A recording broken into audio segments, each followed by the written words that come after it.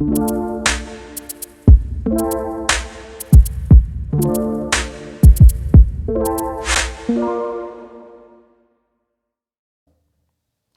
everybody, and welcome back to another episode of BCS Community Connections Podcast. And today on the podcast, I have Mr. Chris Steele. Chris is co-owner of Blackwater Draw Brewing Company here in Bryan, Texas. And so we brought Chris in today, give an opportunity to talk about his business and kind of all of the things that are kind of transitioning and things that he's seen here over the last year. But to get started, we want to talk to him a little bit, kind of tell everybody a little bit about your background, where you're from, what brought you here to College Station, and then we'll kind of get into the history of Blackwater. I'm from the North Dallas area. Grew up in a town called The Colony. Back then it was, we didn't even have any restaurants. I think the only restaurant there was a McDonald's, but you go now, they got a Topgolf, they've got movie theaters, they've got a big water park, they've got everything. It's right there on the 121, which is now a tollway. When I was there, it was a 2-lane road. It was a lot smaller when I grew up there, but I came down here in 1996 to go to A&M. Okay. And pretty much never left. I was in the Corps Cadets at A&M, and then started working at over on Northgate at a bar. Started working off in a parking lot, taking money for Don Ganner's parking lot over there, the Coyote lot. And then moved inside to his bar, Shadow Canyon, Hole in the Wall. Yep. Worked door, then worked bar back, and moved up to bartender. And then I ended up managing the dry bean for about 5 years. And then in 2005, ended up opening my own business. I opened up a pub over on Northgate, and then did that for 8 years, and then opened the brewery. Nice. So you're kind of married up to Northgate, I guess, for a while after college. Still am. Been there for 15 years. So you came to school. What was your degree in when you were going to A&M? Microbiology. Oh, okay. Oh, that's a little bit of a jump here. Yeah. So you're obviously familiar with the time that you spend down in Northgate. You get an opportunity to open your own business, and then Blackwater kind of comes to be. That was in 13? Yeah, 2013. So tell me, I guess let's start with the most obvious thing. Tell me where the name came from. We just thought it sounded cool. It does sound cool. we were looking, we looked up a lot of names of Texas history, and you try to cross-reference it to see what names are taken, right, corporate-wise. And a lot of them were taken. So we were looking around and started looking at Brazos River, and there's already a Brazos Valley Brewing Company. And looking at the Brazos River, we just saw Blackwater Draw. That's the source of the Brazos River. Right. It's not anywhere near here, but we just love that name. It just sounded cool. Yeah. It sounds like something, almost kind of stepping back into old time. Mm-hmm. We got a little country to it and everything else. So 2013, you decided to open that with your partner at that time. And so you guys opened Blackwater Draw down in Northgate. Is that correct? Okay. Mm-hmm. And you were operating down in Northgate for how long? For 5 years. Okay. So 18, then you have an opportunity to relocate out of Northgate, and you guys go to your current location, which is in downtown Bryan. Is that correct? Yeah, we actually opened up the downtown Bryan in 2015. Oh, okay. So we ran both of them together for 3 years. Okay. And you step away from the Northgate, go specifically to Bryan. Tell me what that change or how that occurred and why y'all chose to do that. The biggest reason, there's a lot of factors there why we changed it. The biggest reason was we wanted to open a brewery. We opened the brew pub model. There's two different ways you can go, the cold brew pub restaurant model or the manufacturing, packaging, brewery model. Right. We thought that it would be a smarter move to do the brew pub model where we're small brew system, but we are a brewery and we would have food. Right. We thought, obviously food doesn't hurt. It's going to help our business. And it did. We did great business down there for, almost the full 5 years. It started declining that last year. So a lot of construction around Northgate and stuff. But with that, it ended up being that, we wanted to open a brewery. It had food, but we were a brewery. That place was a restaurant, a full-on restaurant that happened to make its own beer. Cool, but it was a restaurant. We were known for our food. And while that was great, it wasn't our passion. It wasn't what we were wanting to do. Yeah, and you were finding yourself spending probably or dedicating more time to the food side than you had anticipated. Yeah. And you really, I mean, I'm sure your vision of opening this up was brewery first, restaurant definitely second down the road there, while the food was still an opportunity for you to be able to keep a draw coming in on top of being a brewery. Brewing was still the passion that started the business. Right. Our goal when we opened it was that within 5 years, we would open a packaging brewery to be kegging and canning beer for the market. Right.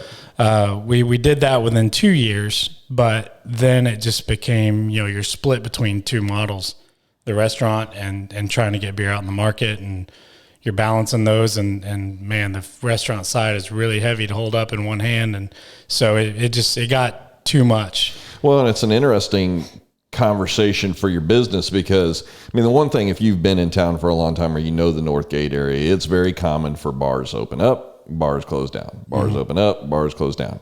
And so, but that's not really the scenario for you guys. You get, when we're saying bars open up, bars close down, it's typically because they're not maintaining their profit margins that they initially hoped for, or there's new bars that are now the new draw, or maybe they haven't invested the money in keeping that bar to a standard, whether it's a dance floor, whether it's DJs, whether it's whatever that, the students and, well, I won't just say all students, not all students that go down there, but we know the percentage is there. So the idea is staying up really to the times. And so when they don't pivot real well and kind of stay relevant, I guess, then they shut down. Still same old place, still the same location, and a new one goes in. Mm-hmm. And so for you guys, it was, listen, that's not really where we were at. What we're looking at is we're trying to maintain the integrity of how we started the business and the envisionment of being able to bottle, being able to do the distribution piece on that as well too. But if you've got this restaurant that's also piling on top of that, well, there becomes this, I'm imagining that there probably becomes this point where the restaurant is also taking a lot of your assets, meaning your people, your time, and now you don't have that future vision of, look, we want to become a bottling place too, where we can do distribution out of here, which is really the passion that we want to do in the first place. And so we've got to step away from that and really commit, which way are we going? Right, exactly. So you guys get down, y'all open up the Bryan location. So the Bryan location was open while y'all were still down in Northgate. Right. And then you just eventually moved everything down into the Bryan location and got an opportunity to service people down there. What did you see as far as the transition down from Northgate, and now you've kind of moved your business over to more brewing.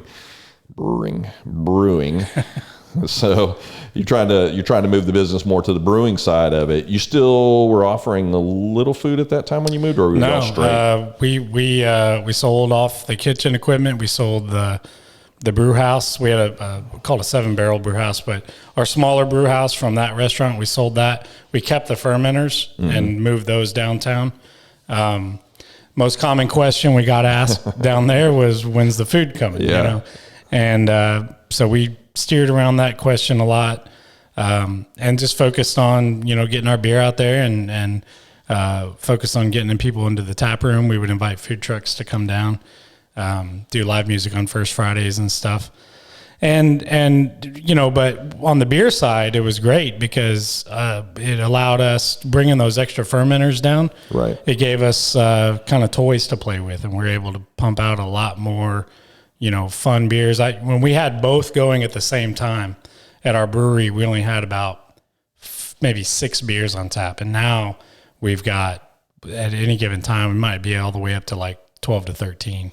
Well, and the interesting part for that as well too is so you got everything now one location on site. You can literally walk across your location to be able to get to any of those spots.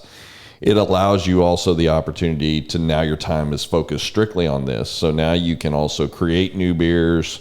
Not only that, I mean, you've got a staple of beers that you're already presenting, which I'm assuming that traveled with you as well too. And then it's okay. Now we've got this luxury that we can test new beers into the market, right, see what the feedback is. It's funny that you mentioned the food piece, because I noticed that when I was researching your social media, was people were like, hey, and this was, again, we'll get a little further down this chute as we're talking about the story of Blackwater, but people at that time were asking like, oh man, I really miss the food, or when's this food coming back? Or, so it's almost like you're trying to kind of shake this piece and get people to see the new vision of where you guys are going as a company. But then also you have those draws of First Friday down there where things are blocked off. Hey, we've got an opportunity for you guys to come in.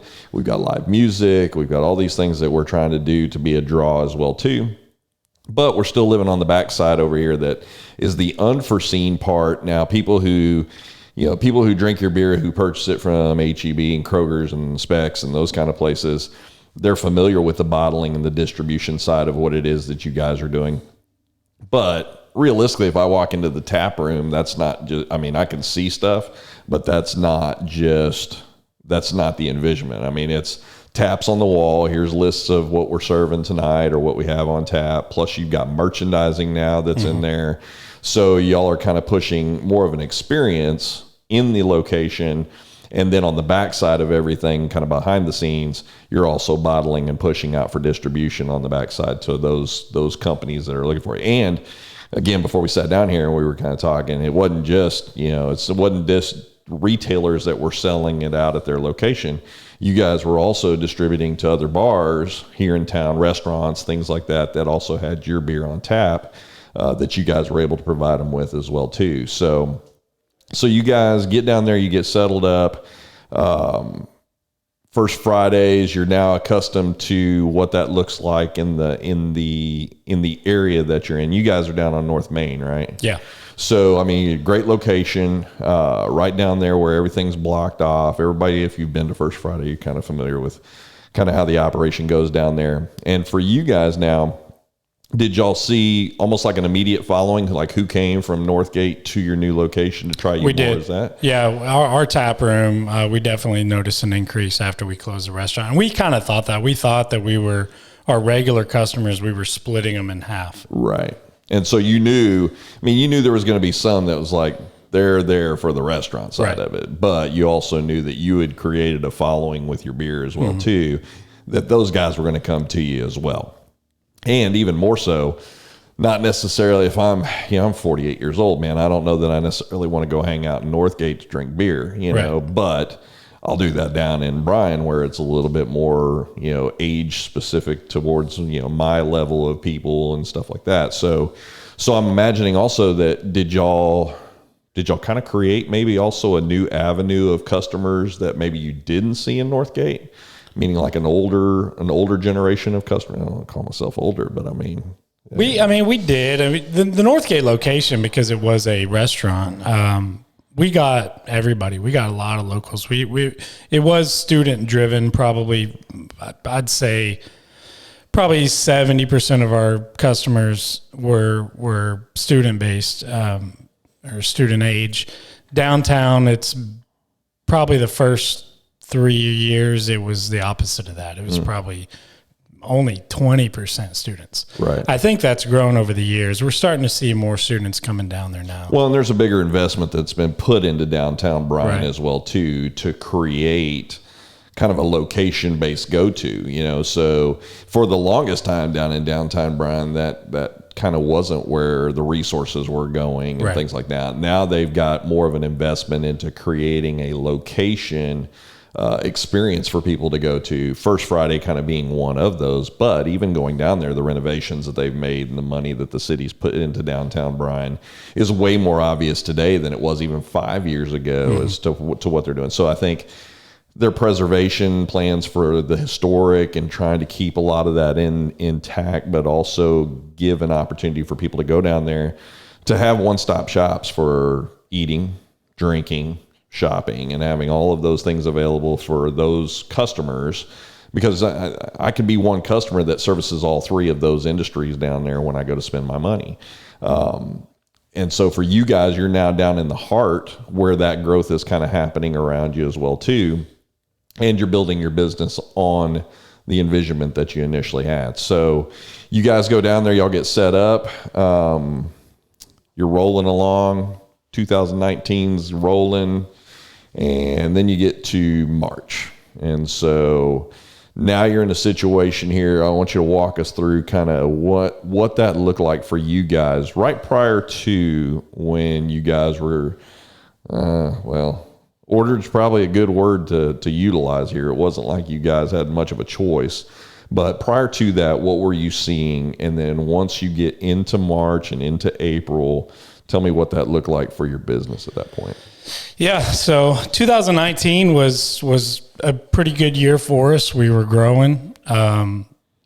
We had a pretty good spring. Summer, we were gearing up. We had worked out a deal with Santa's Wonderland to make all the beer for them. Right. That was going to be their first year having beer, and that was, man, that getting that Santa's Wonderland contract, that really just got us over a hump. And so we hit 2020, man, hit the ground running. Yeah. And, as everybody says, 2020 was going to be our year. We were saying that. Yeah. It was going to be our year. We went out and we bought a delivery van to, make stops around town if we need to, but mainly to start distributing to Houston. So we spent a couple of weeks going down to Houston, hitting up accounts, talking, building those relationships and getting contact info, and lined up our first delivery, made beer for everything to make sure we had enough stock to deliver to North Houston. We made our first delivery, and then a week later, everything got shut down. Yeah. So, and that story probably resonates with a lot of small business owners, especially a lot of small business owners who had several years up under their belt. It resonates with us. We were in that same boat. We get to 2020, we're January, February, we're like, holy cow, man, like our business is doing really well. We're seeing the increase, year over year increase, and all indicators are that it's going to be our best year. And I'm sure that's probably the same thing for you guys. And then you're pre-planning on the front side of that to go, okay, if this is going to be our year, let's don't get caught here where we can't provide the goods and the services that we're going to need to grow Houston. Because in the same deal, you're here, you've already kind of not locked yourself in here. There's still opportunity, obviously, but you're now going, okay, we're going to stretch this out and become a little bit more regionalized as opposed to being more local. And so you make the plans to go out and do that, invest the money into doing that, invest your resources into doing that, and then boom. Here comes the order. Okay, this is how this is going to go. And before we sat down here to record, we were talking about the bullseye, kind of where that gets placed. And the first two places that those fell were the gyms and the bars. And then the order goes out and says, no more gyms, no more bars. You guys are closing down. So walk me through that. You guys now have that order. You've now got to close down, and tell me what that looked like for you guys. Because I'm imagining, you didn't go to zero, but fortunately, I guess because the distribution was still in place for at least H-E-B, Kroger, some of these places that are still getting it, but you probably weren't real far off from it. Yeah, our distribution probably took an 80% hit. All the restaurants were closed down. We weren't selling all of a sudden, and I can't explain this. We weren't selling as much beer in H-E-B as we were, but at the same time, we're not allowed to go do sampling. You always see the guy there saying we weren't allowed to do that. So we took a huge hit on distribution, and the brewery model is very. It's not an easy business to run. You got to think about this. You have to, you order your ingredients for a beer, it gets shipped in. You got to make the beer, which you've already spent the money on getting the ingredients in. Yeah, it can take anywhere from 2 to 6 weeks to make your product. Then you got to get out there and sell it. Then let's say you're with a distributor. The distributor could maybe have anywhere from, maybe 10, 15 days, depending on what your contract says, right, up to 30 days before they even pay you. Yeah. So by the time you buy all your ingredients to make all this beer, you may not see any money come back for 2 months. Right. So you got to plan for that. And then keeping that in mind, how do you plan for, we're planning for expansion into Houston and growing here and running our tap room. So you have to balance out, if you make a batch of beer, how much is going to go in package, how much is going to go in kegs. Right. Well, when all that gets shut down and all the bars and restaurants get shut down, you've got and when we were going to go to Houston, we were doing draft only. So we had built up our keg inventory. So now we got a lot of kegs, and we have nobody to sell them to Right. because everybody's closed. Yeah. And at that point, the bars and restaurants at the very beginning couldn't even sell to go. Right. So Didn't even exist. we had nothing. What were we going to do? And so that was a hurdle to get over. You know, what we ended up doing is my business partner had a pretty smart idea. We made brewery bonds. And so we sold, we sold basically gift cards. We sold brewery bonds for, you know, $100 bond for $75 or $75 bond for $50.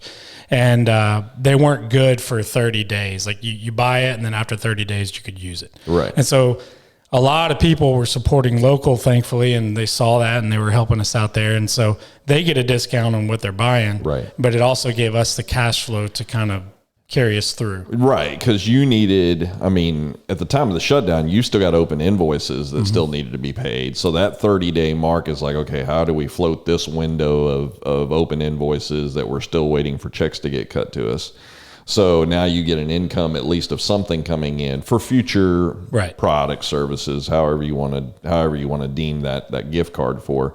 And so now you're sitting there going, okay, let's figure out how to seal up this window. And then hopefully within the next 2 to 4 weeks, we'll have some money coming in from things we've already serviced on when there wasn't things shut. Right. And because when we were sitting down here, I was telling you, I didn't even think about the fact that you guys were doing restaurants and all these other places. And at that time, if you were doing any bars, there was nothing going on there. So those guys literally shut the taps down to zero. We're good. We don't need anything, Chris. We've still got stuff sitting there. So 2 weeks we'll be closed and then we'll open back up and everything will be okay. At least initially is what you're told. Right. And so you guys are now trying to just to kind of, okay, let's plug some holes here in this dam and pray that it doesn't bust open on us here. And then we just get flooded down and have no way to get out of this. So, and then in the meantime, you guys are I guess, planning this. I'm trying to put myself in your shoes here because I know what we went through. So I'm kind of trying to extrapolate that down to you. You're planning for something you don't know. Yeah. Right. So you're sitting there going, okay, we're being told 2 weeks initially out of the gate. 2 weeks comes and goes, not 2 weeks. It's going to be another 2 weeks. Then we should be good. And so now you're 1 month in. 1 month turns to 2, turns to 3, turns to 4. You guys, I noticed at one point, and it was in one of your pictures on your social media page, were you guys making hand sanitizer at one point? We did. Yeah, we made hand sanitizer, and luckily breweries were our manufacturers. So we were able to still make beer and sell it to go. So doing the brewery bonds and selling beer to go, at least we had that because bars didn't even have that. Right. You know, beer to go started in, was it April or was it May when they finally kind of cut that loose? For restaurants, I want to say that was around April or May. It was around there. Right. Mm-hmm. So we could still sell beer to go. We couldn't have anybody in the building drinking. But you know, we could do curbside or, you know, walk in and pick it up and leave. And now, did you make yourself do you turn into an essential business once you start doing hand sanitizer? Or just we were because we were a manufacturer, even though it was alcohol, we were already considered an essential business. Got it. So you're still able to provide to the specs and the HEBs and that kind of stuff if they're ordering from you. Which again, at that point, because again, in my head, I'm sitting there thinking, okay, people are staying at home. You know, those were obviously you could see the HEBs, the Walmarts, you know, those guys, all their business increased during that time frame because people are home more. And then, so I just kind of naturally assumed that would run across the alcohol side as well too. But you said that wasn't necessarily the case, that, you know, your business that you were doing before in those places was actually bigger than when y'all were really just kind of shut down to distribution over here. That, you know, HEB wasn't ordering as much, or we were not selling as much in the market, so we had to really just kind of focus inside our four walls. We had to get creative with how we were attracting people to sell our beer to go because we had a big stock of it. So we ended up, you know, selling crowlers, doing crowler deals. Those are like, it's like a big 32-ounce can that we can fill it right off the tap and we'll seal it right there in front of you. And so we would do crowler deals and we would sell the hand sanitizer and the gift cards and do anything we can to get people in the door.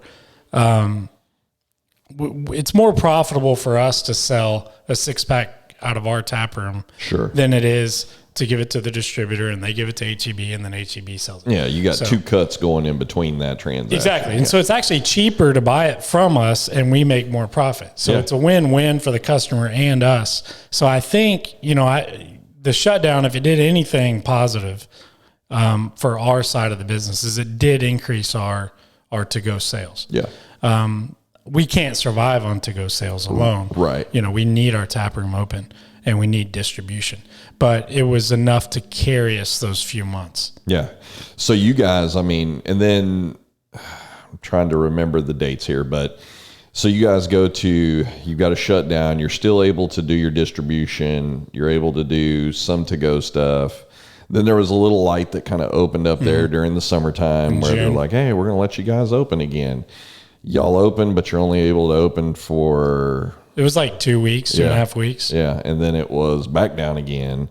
That's right before you're getting into the school semester where kids are now starting to come back and everything. And then you come back around. You guys were able to reopen again. Was that August, September? Yeah. Yeah, so... and now it's consumer confidence that you're now battling. It's not so much the idea of going, okay, well, we were battling an order that we can't control. Now we're battling who's ready to come back out and actually be in a location, spend money on site, stay on site even in some cases. And at this point, now the order has changed of you can open. And if you're a bar, so to say, you can open, but you got to be at 50% or less. If you're going to serve food, then 51% is food, and the rest of that can be alcohol or whatever in order for you to stay open and be able to then adhere to percentages, which are all relative. 75% in your tap room probably doesn't look a whole lot different than 100% based on 6 foot spacing and everything else.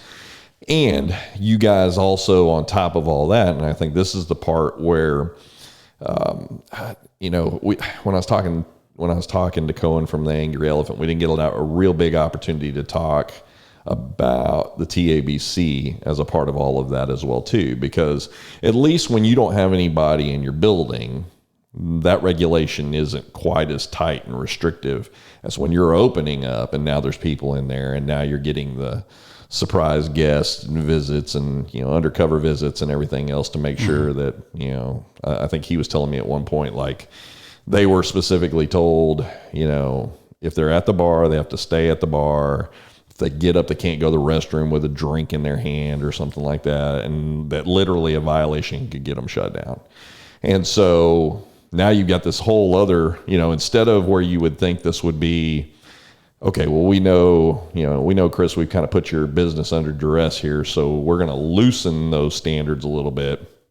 Those same standards came into place and probably realistically, increased because their level of how they could visit places, they probably had less places to visit, still the same standards and the regulations and everything else, but it almost became what I saw in the public forums from bars and things like that was it almost became gotchas instead of how can we help you, right? There wasn't this synonymous kind of feeling through the bar industry that they were getting help from anybody that was really trying to do anything productive to help them survive in this particular situation.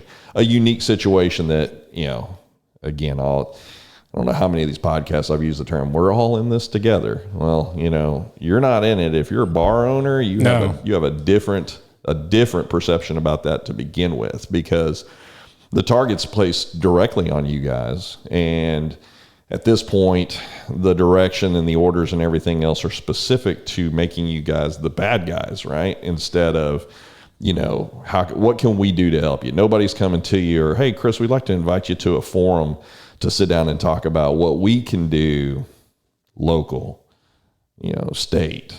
Definitely not going to get anybody from federal that's going to ask you for any kind of advice or anything like that. But at least local, that somebody's kind of going, what can we do to help you? Or to get that forum together, to get input back in so that it's not just Chris Steele from Blackwater who's over here complaining again as far as how this is being viewed up here.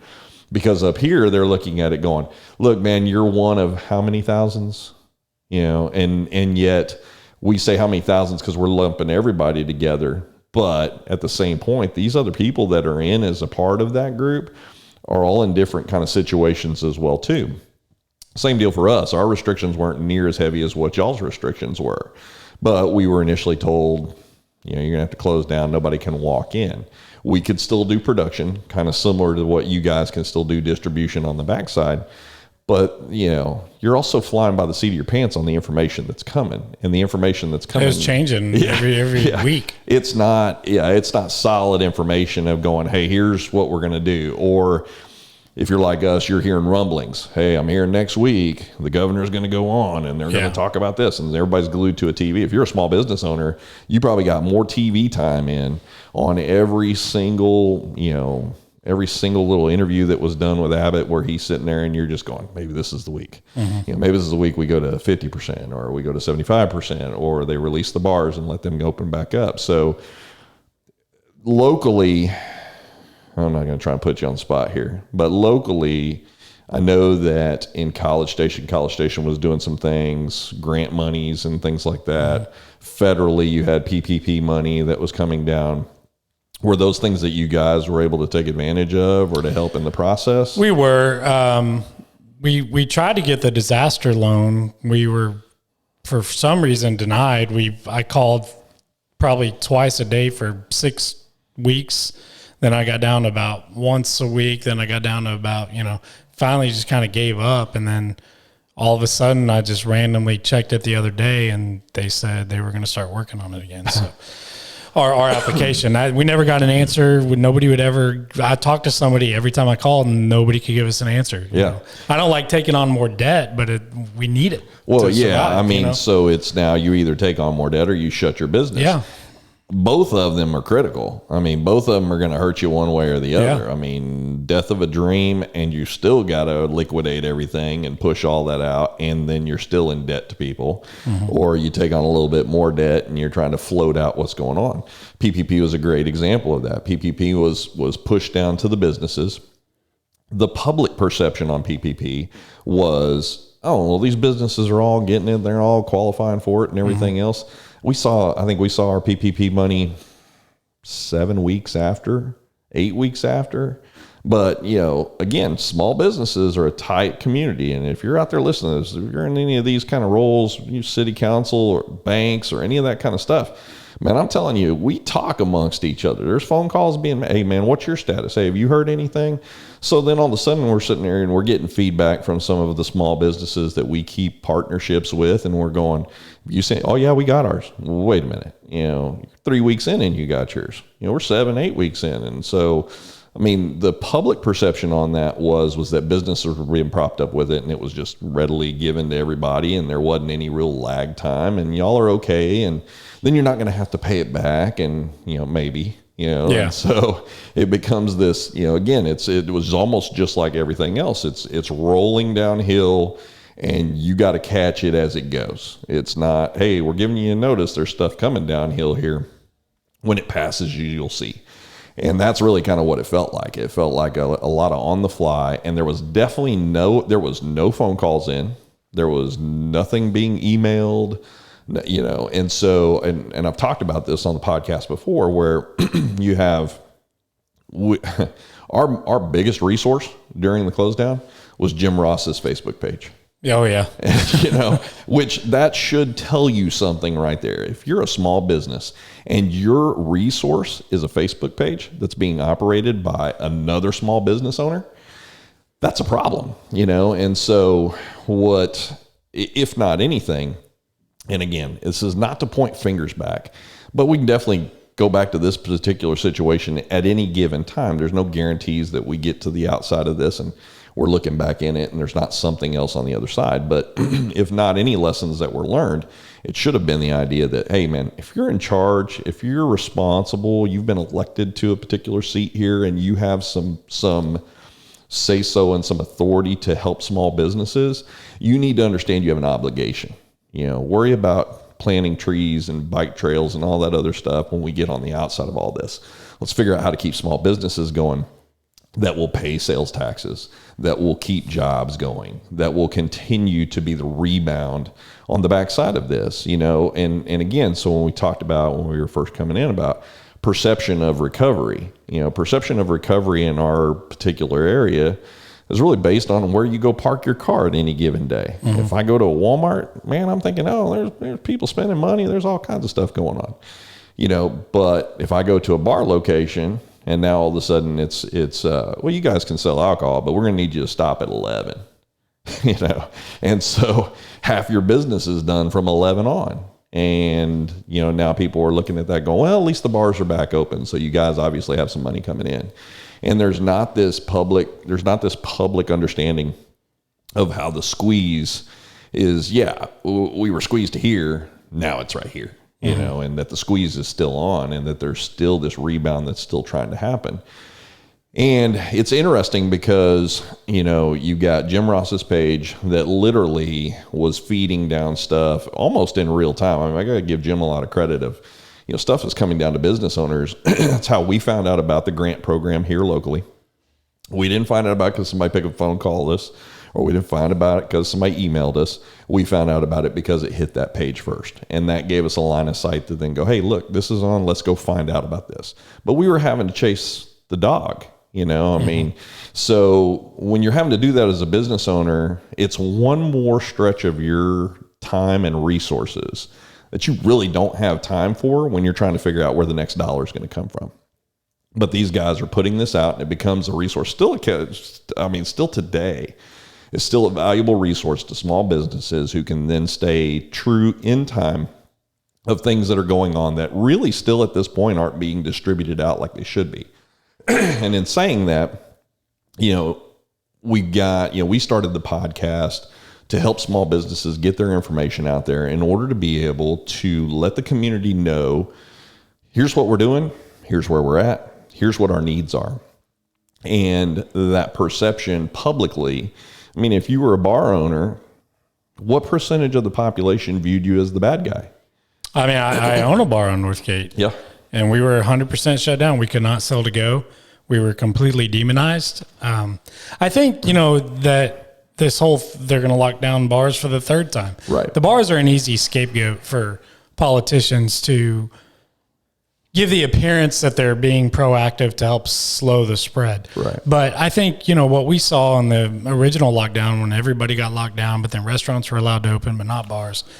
People didn't stop drinking. Yeah. They either drank at home or they went to restaurants. And I think that my personal opinion, I'm not a doctor or anything, but I think house parties are a big problem with the spread of COVID. You go to a house party and they're not wiping down tables and sanitizing and doing stuff that the bars are doing or the restaurants are doing. Yeah. But I think, it's an easy scapegoat. The general public isn't going to raise too much of a fuss about bars. Right. It was very refreshing to see that this third lockdown that almost happened with the bars, that I think the judge got a lot of backlash. Yeah, there was definitely a lot more pushback. There were people that showed up. Mm-hmm. I'll credit Sam Smith as showing up there, and again, Sam opened a page up this year as well too, that, I had him on the show and we talked about this page, and we spent more time talking about the page and small businesses than we did about his own businesses, which again, this is what the podcast is designed for, but it ended up turning into what do we do to help preserve small businesses so they don't have to close the doors? So it's just going to be another empty location, not collecting rent for a landlord somewhere that's going to sit empty for how long? Because, you got a lot of guts if you're looking to open a new business right now, coming out of 2020 into 2021, and with the uncertainty that still exists, and in knowing that there was a line of sight that numbers were going to increase.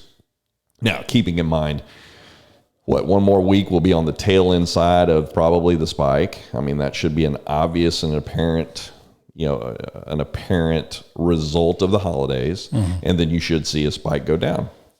But that should have been planned for a long time ago. It wasn't like, you can't plan for something by just saying, don't go spend time with your family, or don't go home for the holidays, or stay in your house, or whatever. That hasn't worked in the past, and it's not going to work now. So you have to be at least accountable to what's going to end up happening.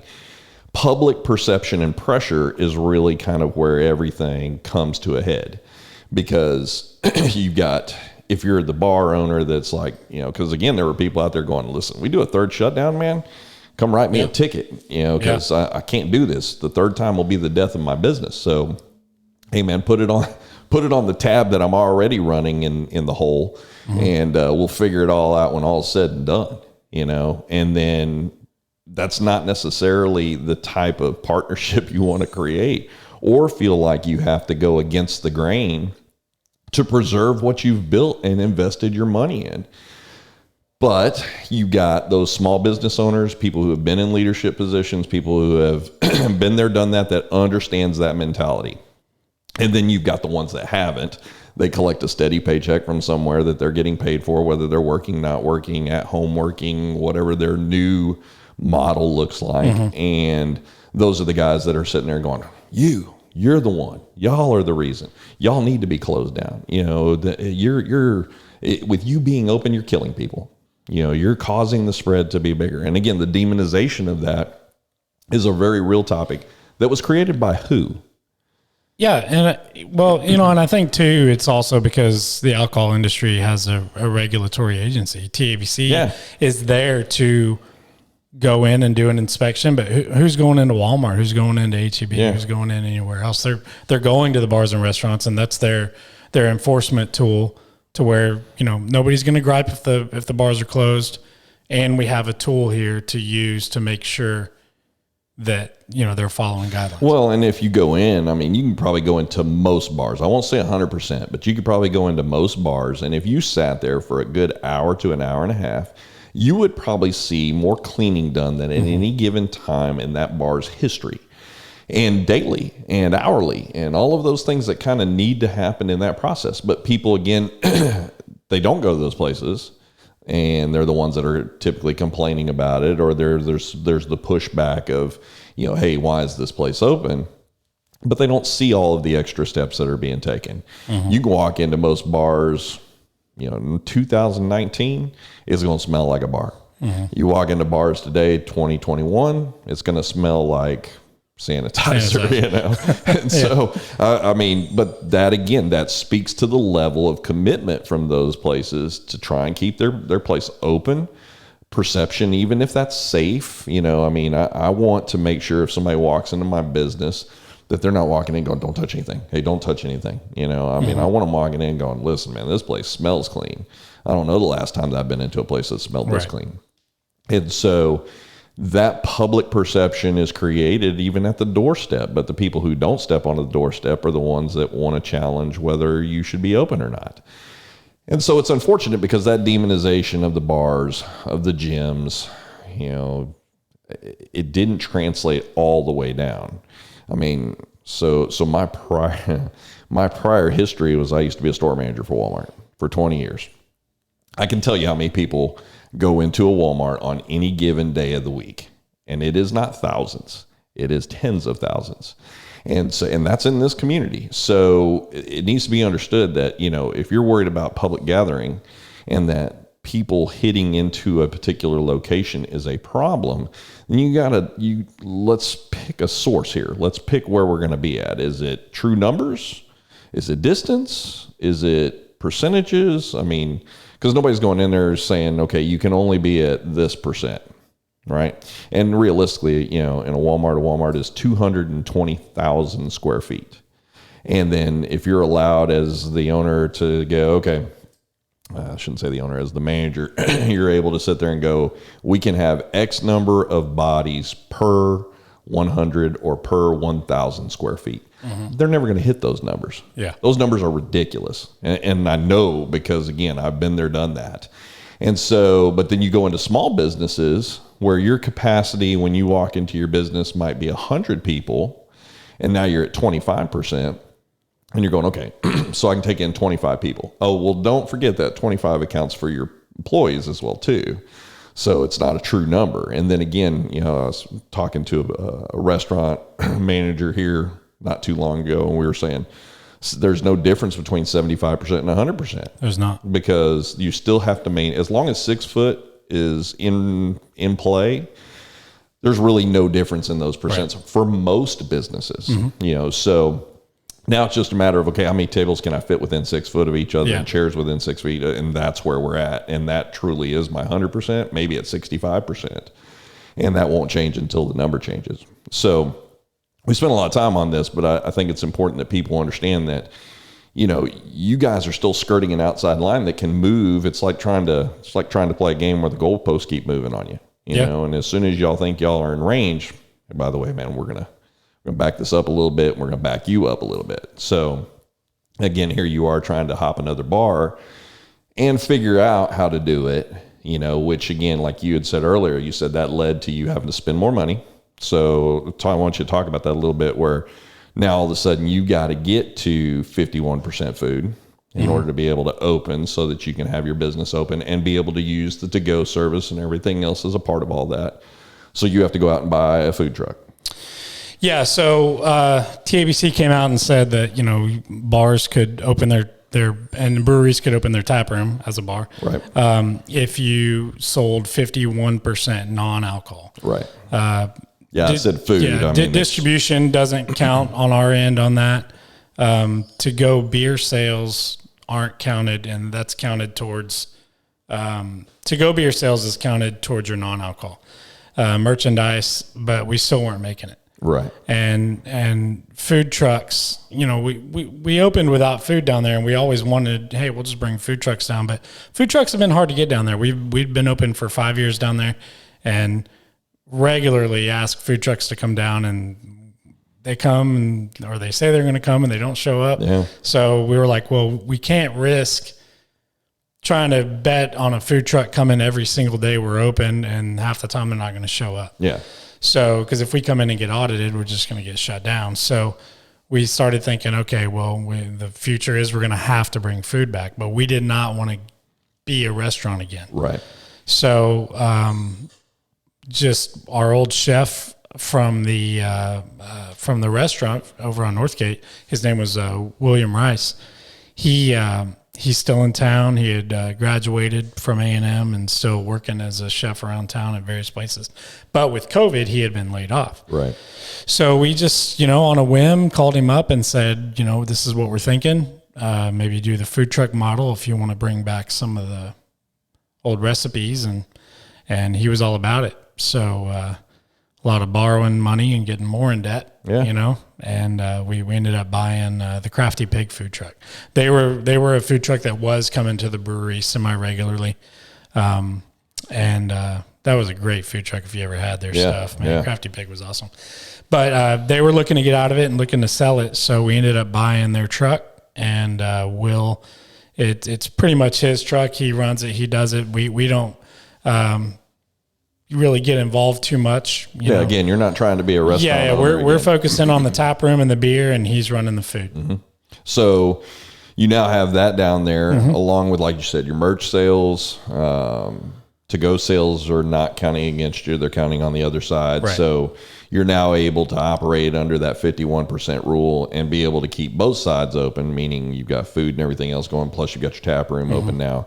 So let's talk about where you're currently at. So tap room's open. Are y'all on restricted hours right now? Have you kind of cut back a little bit on what you were normally open? No, we actually expanded. We were only open Thursday, Friday, Saturday. Now we've added Wednesdays and Sundays. Okay. Just to try to help bring in more income. And so obviously the weekends are a big one for you as well. So you get an opportunity now that you can kind of as you start expanding those hours. And let's assume that there's not legislation that's passed here in the next coming couple of weeks and months that are going to shut you down again. What do you foresee here in the next coming couple of weeks of your business? Do you see continued hours being added to that? Do you see a growth swing moving in the correct direction? Maybe not as fast as you'd obviously like to see it, but what are you seeing on the first part of 2021 here and the tail end of 2020? I don't think we're going to expand our hours. I think we're going to stay where we're at and just try to bring in more customers those days. We try to, we don't even open until 5 o'clock down there. So, cause we're doing a lot of the brewery stuff during the day. And so we try to get all that done by 5. And the days that it takes longer, usually we're not open. Maybe if it's a Wednesday or Thursday when we're open, you might see us in there working on something. But I don't think we're going to expand our hours. We're just going to try to grow the tap room and try to get more people in the door, and then start again like we did last February, March. We're going to try to make some beer and start hitting up North Houston again and see if we can make it work again. Yeah. So for you guys, the distribution piece, and it was kind of interesting you brought that up, talking about doing it during the day. And we were looking at a time to schedule you to come in here, and it's like, I'm going to shoot for this day, but it really depends on what's going on with the distribution side, because your distribution, again, is probably still not consistent, would be my guess. And so, but your tap hours can be consistent with the tap room and everything else. So at least you kind of know, okay, we're working our way down into this to get this business model a little bit more shored up.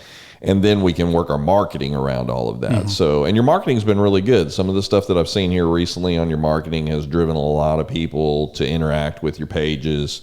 Some of the posts, the Mandalorian one that you did, I mean, those are the kind of things that I noticed initially opening up your social media pages and getting people to interact back and hitting with something that, like, hey, while the iron's hot here, let's look at this. And so you still have your core set of beers that you're still working off of.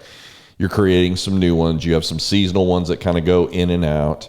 And then when it comes to distribution and those seasonal beers and things like that, is that something that you push out into the market for people that you can distribute to, and hey, we're only going to have this for a short amount of time? Or are you able now to do taste testings and things like that you couldn't do in the beginning? We're still not allowed to do taste testings at HEB and stuff.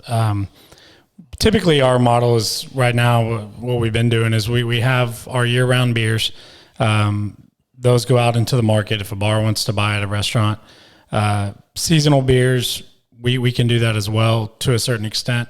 And then we have our kind of play around beers that we usually have a new beer come out every month or two. And those typically stay in the tap room as a way to draw people in. Right. And that way, for our regular customers that come to the tap room, they're not drinking the same beer all the time. There's something new.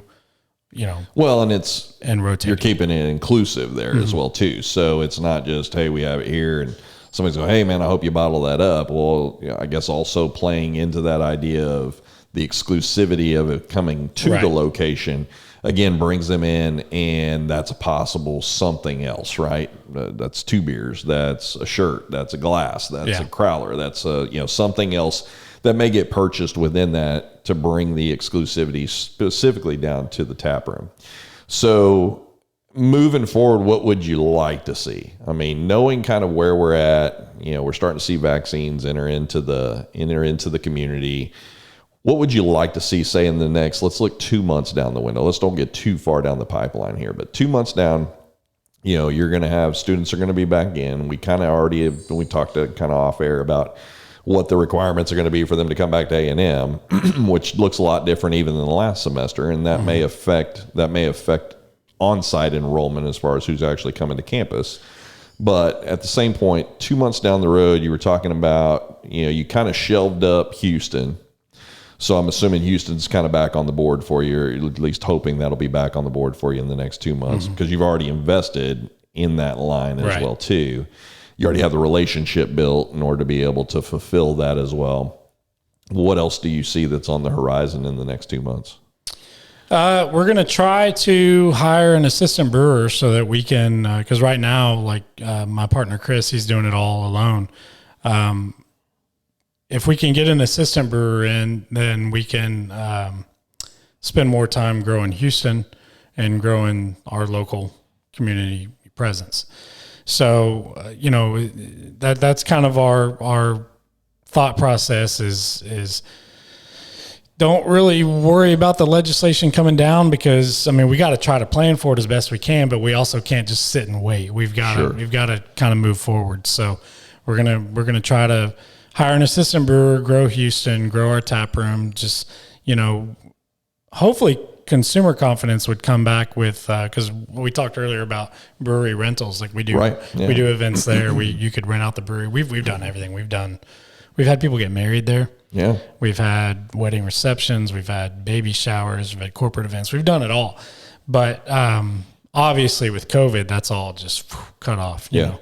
And it's weird because we still get a lot of emails asking about it, but nobody's committing. They're asking, but they're not committing. They just want to see. They're checking venues and things like that. What are our options? I mean, I noticed, and again, they may listen to this podcast, but I noticed that somebody replied on one of your deals like, hey, my husband and I met. This was our first, date was in your place. And so again, there's some stuff that's tied into that as well too. That's more emotional for some people as well. But as people are getting back out, there's going to be birthdays. There's going to be things that people may be looking for a venue to be able to put on, or to have whatever it is, meetings. I mean, it can be all kinds of stuff. I mean, people kind of, when they think about a venue, they think of a bar as a part of that venue. The first thing they could kind of just think about is it's going to be a party, or it's going to be, it's going to be a birthday or whatever. And on the backside of that can also look like corporate events for you. Maybe it's things that are a little off the board where somebody's looking for a place that they can host. And that's probably difficult to do right now, because even in the hotel industry, it's probably difficult to find some locations that are going to give you conference rooms for a certain number of people. You have a more open atmosphere there where you can sit people in, and kind of a little bit more relaxed atmosphere, I'm sure. Plus you guys are still looking at an opportunity in 2 months maybe to start doing more live entertainment, things that are more of the draw to bring people in. I mean, you guys are coming into, again, like, prior to, I'm going to assume, traffic from games, tailgating, all of that kind of stuff was suppressed obviously during this season. And so, but then you've got baseball coming around the corner, and again, baseball has a huge following. I mean, it's not near as big as football, but it's definitely something that I'm sure that spikes y'all's sales, or that you see an increase in sales as you go on. You're going to be in that within 2 months. Usually in February, March every year, we do crawfish boils. Yeah. So hopefully we can do that again. Yeah. Yeah. And then have that as another opportunity on site. First Fridays is an opportunity. Your marketing plan, to be able just to say, hey, listen, like a lot of the questions that I asked today prior to us sitting down are questions maybe that, I didn't spend any time calling somebody to check on, but you guys definitely are sitting there going, hey, call us and let us see what we can do.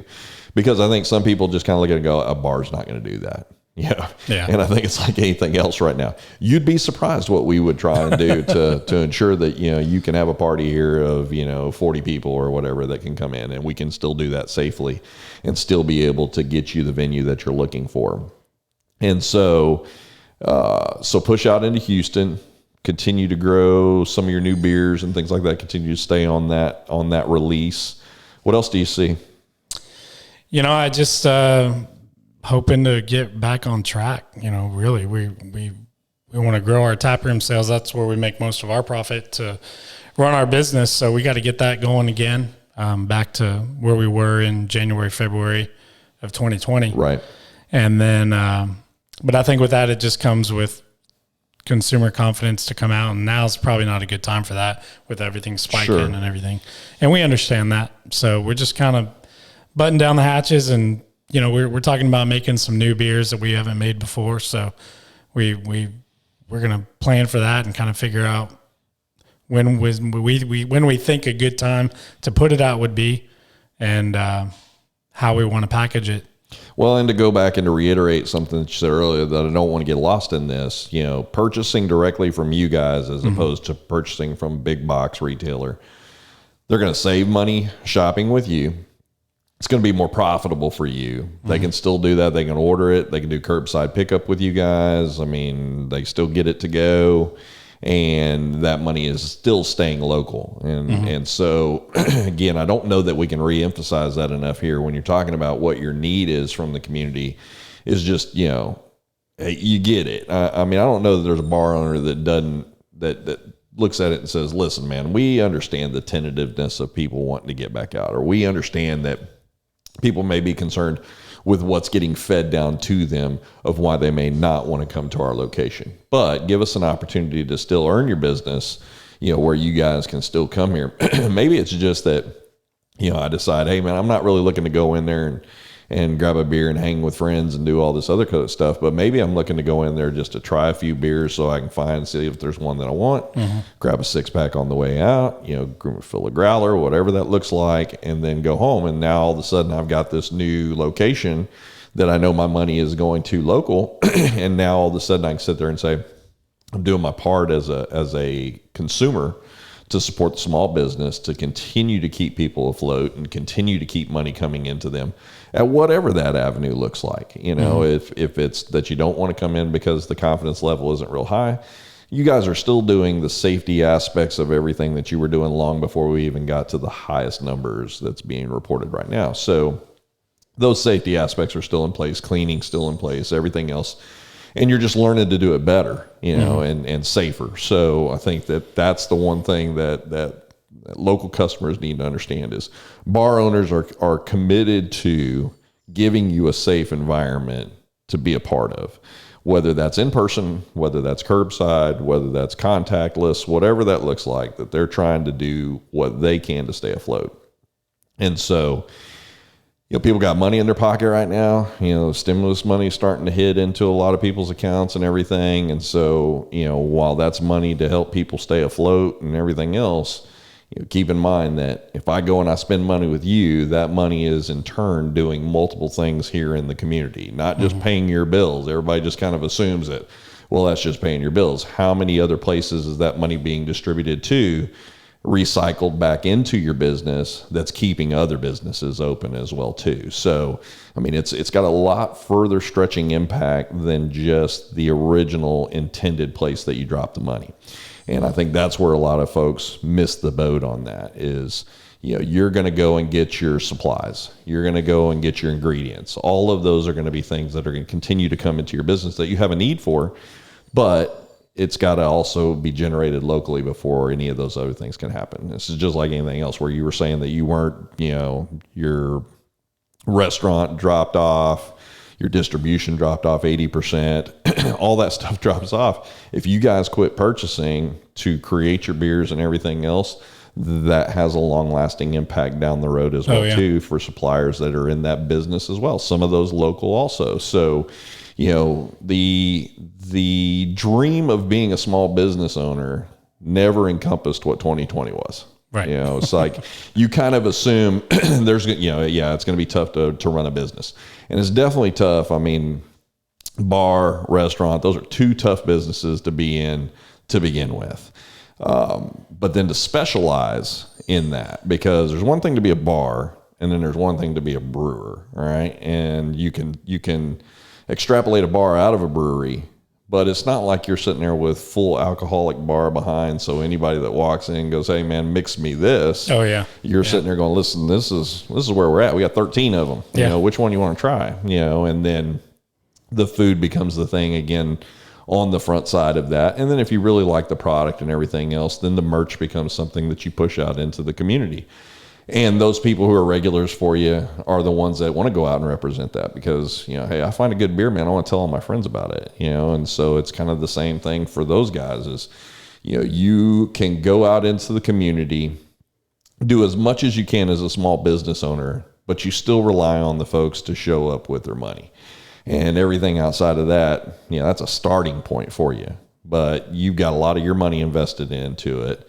You've got a lot of blood, sweat, tears, hours, everything else that you're trying to make happen. And what looked like normal business for small business owners in 2020, if not anything, has probably made them stronger. Definitely more laser focused. I think the one thing we learned that we could do more with a lot less. And so you start streamlining those things. And then you realize, okay, if I can do more with less here, then my growth in the future as far as putting things into play is going to be a lot more, what's my return on my investment to do this? As opposed to in the past of just sitting there going, man, I got some money in the bank, let's just do this. Now, even for us, it's like, okay, we got a little money in the bank, let's wait and see what's going to happen. So it's that consumer confidence also runs all the way to that small business owner that's thinking about an expansion, an extension of their business, new equipment, new services, whatever that looks like for that business. those may be on hold just simply because of the uncertainty of what's going on. So if if you're in the market, I get that everybody has their beer, right? But one of the things about local, because on the flip side of this, and we'll do a little quick other side of the coin over here, New Republic Brewery, right? So again, they were kind of location based, outside, stage, all of this other stuff. And then the whole deal happens and they're trying to hang on just like you guys were trying to hang on. And that didn't work, right? And so now all of a sudden you're sitting out there going, dude, that could have been us, so, but the resources of what's available to you can only get you so far. You've got, the one key resource that you don't have a ton of control over that you need the most is that local dollar coming into you. That when people come to town, when they're, going out on date night, whatever it looks like, they're just trying to get away for a little while, that, hopefully your marketing, your product, your people, your service, your customer service all becomes a reason why they want to be at your bar and why they want to be in the tap room trying the new stuff. And so, if you're on here and your friends, if you're following this page, Blackwater Draw Brewing is important for us as a business because you're a huge location downtown. I mean, you're not just like a little cut-in spot down there. You got a nice little corner spot. I think you said you had 11,000 square feet. It's almost 11,000. It's a big building. So that is a part of, I know Brian is, and we kind of talked about it a little bit, Brian's trying to put more money back in down there, trying to keep businesses down there. I think there definitely is more focus on business in Bryan than there is in College Station. And I kind of hope that those two will eventually kind of marry up and kind of figure it out as a whole. Because there's this opportunity that's in front of them to show that leadership and to show that concern and care, and then to be able to say, what can we do to help you? As opposed to we bring people on here and they tell everybody, hey, here's what's going on with my business. Here's what we'd love to see. I mean, I'd love to see a line out the door like another broken egg that, it's 2 hours long to get in. But that's not where we're at yet, and by yet meaning as consumer confidence comes back, if we can weather consumer confidence, if we can weather media that's working against you, if you can weather poor communication, all the stuff that's really kind of hurting a line of sight that you need in order to be able to, if I needed to make a turn up the road, it'd be nice to know the turn's coming, as opposed to I'm 50 miles an hour on the turn and now I got to figure out how to navigate that. Right. And I think that's what most small businesses want, is they want that line of sight. And then if we can have a better line of sight into this, then we're better able to pre-plan, better able to pivot on any type of communication that's coming proactively instead of reactively. And then that applies the same for bars, for restaurants, for everything else, so that then you can manipulate your business as you need to, make those notes, make those little correction of errors in there where you can sit there and say, when this happened, this is what we did. It's not necessarily maybe the business model we want to be at, but we don't want to throw that away either. We want to keep that in our back pocket so that if this thing does rear its head again, then we know exactly where we need to go quickly. And we're more creating that book of correction of errors for our business than anybody else's, as far as trying to show us where the road is. So anything else that you guys foresee in the future or that you're pushing towards? I know the rental piece was one of those things that I was, I didn't realize you guys were doing. So. It was a good deal for us. We going up before the lockdowns, we probably had one event a week. Yeah. Average, you know, sometimes 2 a week. So we were doing a pretty good revenue in stream of rentals. And we're not that expensive. I mean, it's pretty cheap. I mean, it's a brewery. So it's a warehouse, right? So it's not like receptions and things like that. I mean, those are all places, and again, a lot of people are starting to navigate more towards downtown Bryan because of the historic, because of the investment that's being placed down there, because of the businesses that are showing up down there. It's giving them more to do, more of a location site to be at than what it was, like we were saying 5 years ago, where, there's some eyesores and some spots and things like that. I'm sure the last thing the city of Bryan wants is a bunch of empty locations down there in downtown Bryan when they're trying to grow that thing. But growing that thing, again, means investing back into the businesses that are there to keep them open, not not like another Northgate bar that open, close, open, close, open, close. I mean, so, you know, if you're a beer drinker, even in some cases, if you're not a beer drinker, you guys create some beers that, you know, even if you're not a solid beer drinker or whatever, there's some unique flavors that you guys have created that probably even would bring in some of the folks that, you know, tried this and go, this is not what I anticipated this was going to be. So, and I'm sure you guys probably value feedback probably more than anything else as well too. That customer comes down, hey, what'd you think of that? And then again, that helps you guys go, this is a hit, this is a miss, you know, let's move on to the next thing, you know, and then you can kind of manipulate and turn on a dime that way with customers as well too. I mean, but you need people to show up so that you got an opportunity to test that in the market. So, but Chris, man, we're just grateful to have you on the show.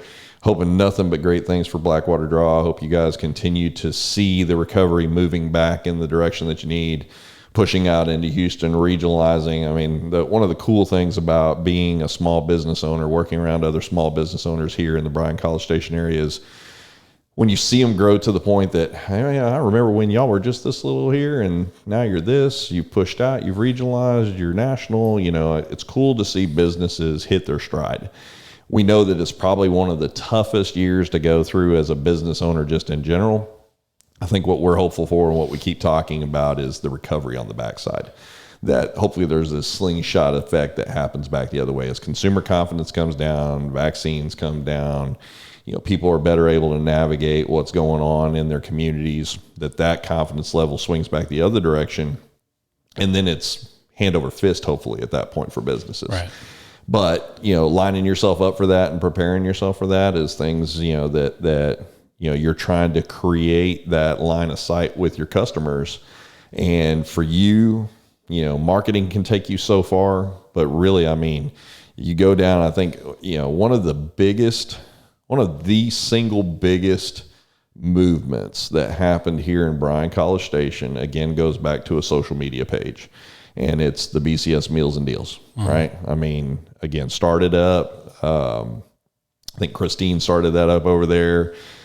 And that thing has like 30,000 people on it. And most all those 30,000 are local, you know. And again, it's every day is, you know, what's the deals going on today? And people pushing it down there. But not just that. That's become an avenue also for business owners to kind of bare their soul in some cases, to sit there and say, hey, look, man, we really need everybody's help. And then you just see this complete like 180 shift where people are like, oh, I didn't realize I'll be out there tonight. I'm coming tomorrow. I'll be there this weekend. And so as a business owner, you don't necessarily want to do that. You don't want to necessarily bury yourself out there for everybody to know, you know, hey, things aren't going so great. But some of these business owners that are out there, restaurants, bars, things like that, are sitting out there going, listen, man, I can't go another month. You know, I need people to understand kind of where we're at. And you're watching place after place after place close their doors, consolidate. Maybe they've got 3 or 4 locations here in town and they're going down to 3 or 2. And so, you know, that's a resource for people. I think a lot of folks look at it as a resource of, I'm kind of hungry tonight. I wonder where's a good place for tacos, you know? But quite honestly, it is a small business resource that turned into something, I think, inadvertently for those small businesses as well, too. I mean, how many people are going to be able to sit there and say, I can go on my social media page and put out what my special is today and it'll reach 30,000 people following me? There's probably very few businesses in town that have that much of a following. But you can literally, as an owner, go onto that page and say, here's what we got going on. Come see us tonight. And then that may revolve into something else. But it's a good way to be able to go directly back into the community. And then what you typically tend to see, especially in those guys that go on there and pour their souls out, share, and then it splits out and it just kind of takes on this natural progression of informational to push out into the community, even to people who maybe aren't following the page. So, you know, I think Christine for her page over there, or Jim for his page. I mean, those, you guys will probably never know how valuable those pages are here locally to help businesses continue to recover. And so, and again, if you guys are out there in downtown Bryan, whether it's First Friday, whether you're just going down there maybe to grab you a bite, you know, again, I think it's easy to go down and think about restaurants down there. But we got a food truck sitting down in front now, Crafty Pig. Well, it's our food truck. It's it was their old truck, the old Crafty Pig truck, but it's the BWD Bites. Yeah. So swing down there, let Chris and his group show you what they've got going on. Stop on in, have you a beer, have you several to try and, just kind of figure out what it is that maybe is the flavor that really kind of strikes it to you. And then let Chris tell you a little bit about it as well, too. I think you guys also do educational stuff as well. Like people are sitting there, you kind of tell them how it's made, process of it. Again, you're talking about when you're creating a new flavor and things like that, you're 2 to 4 weeks sometimes out before that's ready to roll. Mm-hmm. And so it kind of starts as the brainchild for something and then, materializes somewhere down in there. So again, people understanding that it's not just like, oh, let me run to the back and make you a beer. I mean, there's some time and investment that's put into that to show up. And you don't just do it to go, well, we're going to create enough to make about 8 beers and just see how that works. I mean, you're going in for some kegs and getting those ready to go for time periods. So again, downtown Bryan is steadily becoming the place to go, especially if you're not looking at the youngster scene and everything else, and you're looking for something that's a little bit more family friendly. You're looking for something that's maybe a little bit more older, date night, that kind of stuff. Definitely want to encourage you guys to come down, go see Chris and his staff over there. Let them show you what those guys are doing down there. And again, just reward them with your dollars, man. Keep your money local. There's plenty of places you can spend money in other locations. But if you're looking to just have a good little night out, enjoy yourself, come down there and let his staff show you their service, and then reward those guys with your dollars. And I know every dollar counts for you guys. And so whether that's a Yoda glass that's walking out the door or whether it's a growler or whatever it may be, man, I'm sure you guys can show them around and provide a great service to them in the process. And again, you end up becoming a household name in a lot of houses. So that maybe didn't have an opportunity to know about you or to know what kind of beers and brews that you guys have for people. So, but I just appreciate you being on the show. Yeah, thanks for having me. For y'all and hoping that the recovery continues for you guys. Keep our fingers crossed that all of our legislation moves in a positive way for everybody so that we can continue to see the growth happen here in the Bryan-College Station area. And like I tell everybody, man, this is probably the best single location you could be at, for a town and a community that will get behind you and help you. And so I'm grateful to be a part of the community. I know that our business is grateful to be here to service the Bryan-College Station area. And I know you're in the same boat, man. I mean, you've invested years and years and years back into the community to grow this business. This is your puppy, and it's definitely one of those things that you've invested your heart and your soul and your blood, sweat, and tears into, along with your money. And so, hopefully that continues to pay back and continues to see you grow and push out Blackwater Brewing Company into much further locations other than just Bryan-College Station area. So, Chris, thanks for coming out today. And it was a real pleasure to have you on. Yeah, thank you. Thanks, man. Have a good day.